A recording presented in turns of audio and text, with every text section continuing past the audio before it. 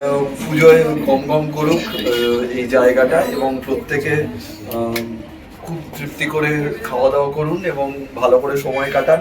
আমাদের এই মুহূর্তে যে পরিস্থিতি, হয়তো পুজোর দিকে, পুজোর কথা ভাবতে এখন আমাদের মন সায় দিচ্ছে না, বা পুজোয় আনন্দ করার বিষয়টা মন সায় দিচ্ছে না, কিন্তু আশা করবো সব ঠিক হয়ে যাবে।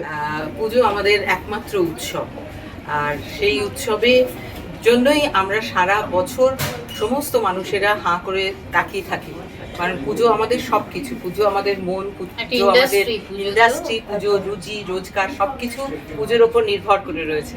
সুতরাং আশা করব যে এবারে পুজো যেরকম ভাবে জীবিকা নিয়ে মানুষ চলছে, তাদের জীবিকা যেগুলো কারণ দীর্ঘশ্বাস না পড়ুক, সেইটা একটু খুবই একটা অদ্ভুত একটা অস্থির সময়।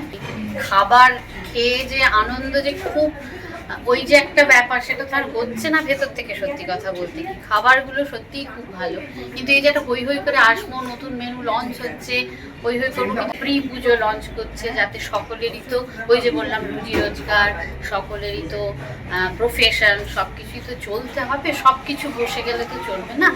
তো ওই যে দিদি যেটা বললেন লোপাদি, যে আমরা আশা করবো পুজোর আগেই যেন আমরা স্বস্তির নিঃশ্বাস ফেলে পুজোটাকে ভালো করে এনজয় করতে পারি। এটাই একমাত্র